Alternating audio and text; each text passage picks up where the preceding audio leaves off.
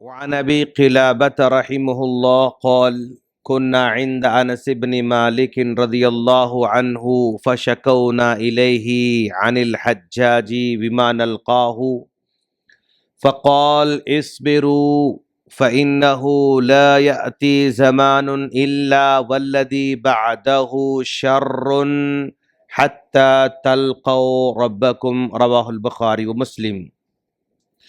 یہ بخاری اور مسلم کی حدیث ہے۔ اس حدیث کو بیان کرنے والے تابعی حضرت ابو قلابہ رحمہ اللہ ہیں۔ یہ حضرت ابو قلابہ حضرت انس بن مالک رضی اللہ تعالی عنہ جو کہ بہت بڑے صحابی ہیں اور عمر رسیدہ صحابی ہیں، ان کے وہ شاگرد ہیں۔ یہ شاگرد اپنے استاذ کے پاس بیٹھے ہوئے ہیں اور بیٹھ کر اپنے زمانے کا جو حکمران تھا حجاج بن یوسف، اس کے بارے میں شکایت کر رہے تھے کہ ہمارا حکمران اتنا ظالم ہے اور ہم پر یہ کرتا ہے، یہ کرتا ہے۔ یہ ساری باتیں ابو قلابہ جو کہ تابعی ہیں اور بہت بڑے علم والے آدمی ہیں، وہ آدمی اپنے استاذ صحابی کے پاس اپنے دور کے حکمرانوں کے بارے میں ذکر کر رہے ہیں کہ ان کا ظلم بہت بڑھتے جا رہا ہے۔ تو صحابی نے، استاذ نے کہا اصبرو، ہمیں صبر کرنا ہوگا، اس کے علاوہ اور کوئی چارہ نہیں۔ لیکن یاد رکھو فَإِنَّهُ لَا يَأْتِي زَمَانٌ، جو بھی اب اس کے بعد زمانہ آنے والا ہے، وَالَّذِي بَعْدَهُ شَرٌ، وہ اس سے برا ہی زمانہ آنے والا ہے۔ اب جو زمانہ اب ہمارے پاس ہے وہ آنے والا اور برا زمانہ آنے والا ہے، اس کے بعد اور برا آنے والا ہے، اس کے بعد اور برا آنے والا ہے۔ ہر دور اس کے بعد والا دور برا ہونے والا ہے۔ حتی تلقوا ربکم، یہاں تک کہ تم لوگ اللہ کے پاس چلے جاؤ گے۔ تو یہ پھر کہا سمعتہ من نبیکم، یہ بات جو میں نے کہی، اسٹیٹمنٹ جو میں نے دیا ہے کہ ہر آنے والا زمانہ برا برا برا ہوتا جائے گا، یہ میں اپنی طرف سے نہیں کہہ رہا ہوں، یا اپنے نالج کی بات نہیں کہہ رہا ہوں، یا اپنے تجربے کی بات نہیں کر رہا ہوں۔ سمعتہ من نبیکم، میں نے آپ لوگوں کے نبی سے اپنے کانوں سے سنا ہے۔ اب ذرا دیکھو آپ، ابو قلابہ رحمہ اللہ یہ بہت بڑے تابعی ہیں، اتنے بڑے علم والے تابعی ہیں، اور ان کے زمانے میں حجاج بن یوسف بہت بڑا ظالم حکمران ہے۔ تو ظالم حکمران نے ان کے علم کی وجہ سے ان کو بہت سارے عہدے آفر کیے، ابو قلابہ کو یہ عہدہ دیا جائے، لیکن انہوں نے انکار کر دیا اور کہا کہ بھئی ظالم حکمران کے انڈر میں اگر میں کام کروں گا تو وہ جو بھی ظلم کے بارے میں کہے گا، بے انصافی کی باتیں کرنے کے لیے کہے گا، سب پر مجھے عمل کرنا پڑے گا۔ وہ جو کچھ کہے گا مجھے عمل کرنا پڑے گا۔ اگر وہ اس کو مارنے کے لیے کہے تو مجھے مارنا پڑے گا، بے انصافی کرنے کے لیے کہے بے انصافی کرنا پڑے گا، وہ جو کہے گا مجھے اس پر عمل کرنا پڑے گا۔ لہذا ظالم حکمران کے پاس میں کوئی عہدہ نہیں سنبھال سکتا، میں اس کا کوئی کام نہیں کر سکتا، بلکہ اس کو چھوڑ دیا اور جو ہے یہاں پر آ کر، مدینے میں آ کر آپ نے بسیرا کیا۔ تو یہ انکار کیوں کیا؟ اس لیے کہ حجاج بن یوسف جو حکمران تھا نا، بہت بڑا ظالم بادشاہ تھا، حکمران تھا، یہاں تک کہ اس نے مکہ پر بھی حملہ کر دیا۔ حکمران ہے مسلمان لیکن حملہ کر رہا ہے مکہ مکرمہ پر، عبداللہ بن زبیر رضی اللہ عنہ کو شہید کر دیتا ہے، اور جو ہے بڑے بڑے صحابہ کرام کو شہید کر رہا ہے، ہر جگہ ظلم کے ساتھ حکمرانی کر رہا ہے، اور ہر جگہ نکیل کسنے کی کوشش کر رہا ہے۔ اتنا بڑا ظالم سعید بن جبیر رضی اللہ عنہ کو بھی اس نے شہید کیا۔ اتنی تکلیف دیا کہ سعید بن جبیر آخرکار تکلیف سے تنگ آ کر صحابی اللہ سے دعا کرتے ہیں، اللہ کے سامنے بدعا دیتے ہیں اور کہتے ہیں کہ اے اللہ، اس حجاج بن یوسف کو ایسی موت دینا جو دوسروں کے لیے عبرت جو ہے بن جانا، عبرت کا نشان بن جانا۔ تو ان کو شہید کر دیتا ہے شہادت سے پہلے. یہ بدوا دیتے ہیں اور ان کی بدوا دینے کے بس 15 دن میں وہ جو حجاج بن یوسف تباہ ہو جاتا ہے.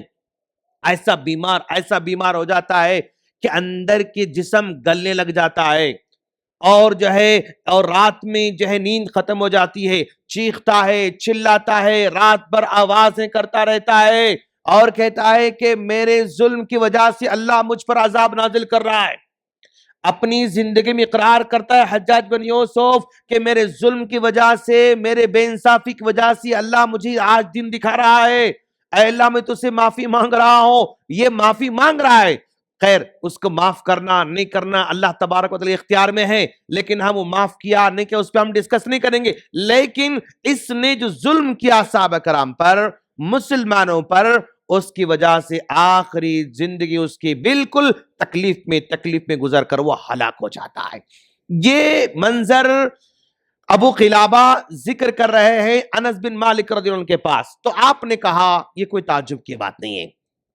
فَإِنَّهُ لَا يَأْتِي زَمَانٌ, اب جو بھی زمانہ آئے گا, وَالَّذِي بَعْدَهُ شَرٌ, اس کے بعد ہر زمانہ برا ہونے والا ہے. اس حدیث کی شرح کرتے ہوئے شیخ صالح عثیمین رحم اللہ فرماتے ہیں کہ اگر کسی قوم پر, کسی ملک پر اور کسی لوگوں پر اگر ظالم حکمران کا تسلط ہے, وہاں کے حکمران ظلم کر رہے ہیں, تو اس کا واضح مطلب یہ ہے کہ وہاں کے لوگ بہت زیادہ نافرمان ہیں, نافرمانی میں آگے بڑھتے جا رہے ہیں. اللہ کے ساتھ کھلواڑ, نبی کے ساتھ کھلواڑ, احکامات کے ساتھ کھلواڑ, جاننے کے بعد بھی کھلواڑ. یعنی جب دین کا حد سے زیادہ کھلواڑ کر لگ جاتے ہیں تو اللہ تعالیٰ ظالم حکمرانوں کو مسلط کر دیتا ہے. کون کہتے ہیں؟ شیخ صالح عثیمین رحمہ اللہ فرماتے ہیں. اور یہ ایسے نہیں کہتے بلکہ دلیل بھی لے کر آتے ہیں. كَذَلِكَ نُوَلِّي بَعْضَ الظَّالِمِينَ بَعْضًا بِمَا كَانُوا يَكْسِبُونَ, کیا ایسے لوگوں پر اللہ ایسے ظالموں کو مسلط کر دیتا ہے, ظالموں پر ظالموں کو اللہ مسلط کر دیتا ہے. تو گویا آج اگر ہم پر ظلم ہو رہا ہے, اگر مسلم قوم پر ظلم ہو رہا ہے, کسی جگہ سٹیٹ میں ظلم ہو رہا ہے, تو وہاں پر ایک طرفہ ہماری نظر نہیں رہنا, حکمران ظالم ہے, ظلم سے بچنے کے لیے اب ہمیں علم حاصل کرنا پڑے گا, مال حاصل کرنا پڑے گا, عہدہ حاصل کرنا پڑے گا. ایک طرفہ باتیں ہیں. صرف اسی باتوں پر اکتفا نہیں کر سکتے, بلکہ جہاں پر ظلم ہو رہا ہے وہاں کے لوگوں کی اصلاح بھی ضروری ہے. وہاں پر جو برائی عام ہوتے جا رہی ہے, کھلواڑ ہو رہا ہے اللہ کے دین کے ساتھ, نبی کے دین کے ساتھ, اور اسلام کے نام پر, دین کے نام پر جو کھلواڑ ہوتا ہے نا, اس کھلواڑ پر بھی ہمیں اصلاح کرنا پڑے گا. ہم اگر گناہوں کی اصلاح نہیں کریں گے, نافرمانی کی اصلاح نہیں کریں گے, نافرمانی کو چھوڑتے جائیں گے, اور ہم یہ کہیں گے کہ بھئی صرف علم حاصل کرو, ان کا مقابلہ کر سکتے, تم بڑے عہدے حاصل کرو, تم مقابلہ کر سکتے, تم معیشت میں آگے بڑھو, تم مقابلہ کر سکتے, ٹیکنالوجی میں آگے بڑھو, تم مقابلہ کر سکتے. یہ باتیں, صرف یہی باتیں کرنا ناکافی ہے. ہماری نظر كَذَلِكَ نُوَلِّي بَعْضَ الظَّالِمِينَ بَعْضًا, یعنی نافرمانی, اللہ کی نافرمانی کیسے ہو رہی ہے, اس کی بھی اصلاح کرنا پڑے گا. اگر اس کی بھی اصلاح ہو, ساتھ میں معیشت بھی اچھی ہو, تب مقابلہ ہو سکتا ہے. اس کی بھی اصلاح ہو, ساتھ میں ٹیکنالوجی بھی ہو, اس کی بھی اصلاح ہو, ساتھ میں تعلیم بھی ہو, اس کی بھی اصلاح ہو, اور دنیاوی ترقی بھی ہو, تب چل کر بیلنس ہو سکتا ہے. ہم دین کو کھلواڑ کرتے رہیں گے اور یہ سمجھیں گے کہ بس ایسے ظالم ہے, اے ظالم ہے, تو مسئلے کا حل نکلنے والا نہیں ہے. تو اس میں انس بن مالک رضی اللہ عنہ اپنے شاگرد ابو قلابہ سے کہتے ہیں کہ یہ آنے والا زمانہ, یاد رکھو, اب جس لیڈر کو ہم برا سمجھ رہے ہیں نا, آنے والا لیڈر اور بدتر ہونے والا ہے. اب جو حالات ہمارے برے نظر آ رہے ہیں نا, آنے والے حالات اور برے ہونے والے ہیں. تو ایسی صورت میں ہمیں اپنے دین کی اصلاح بھی کرنا ہوگا, گناہوں سے چھٹکارا حاصل کرنا ہوگا. اور ہم دیکھ رہے ہیں کہ جہاں جہاں ظالموں کا ظلم بڑھتے جا رہا ہے نا, وہاں پر اللہ کے احکامات کھلواڑ بہت ہوا ہے. مدارس کے نام پر کھلواڑ ہوا ہے. جن مدارس کا وجود ہی نہیں, ان مدارس پر چندہ لاکھوں روپے کھائے. جن مدارس کا وجود ہی نہیں ان مدارس کے ٹیچر کے نام پہ لاکھوں تنخواہیں کھائے، جہاں پر مساجد کے پر خرچہ ہی نہیں لیکن وہاں پر لاکھوں روپے مسجد کے نام پہ کھائے گئے، یعنی کھلواڑ ہوا، دین کے ساتھ مذاق ہوا، اور جو ہے اسلام کے ساتھ مذاق ہوا، اور اسلام کے نام پر انہوں نے جو ہے نافرمانی کی، جس کی وجہ سے ظالم حکمران مسلط ہو رہے ہیں۔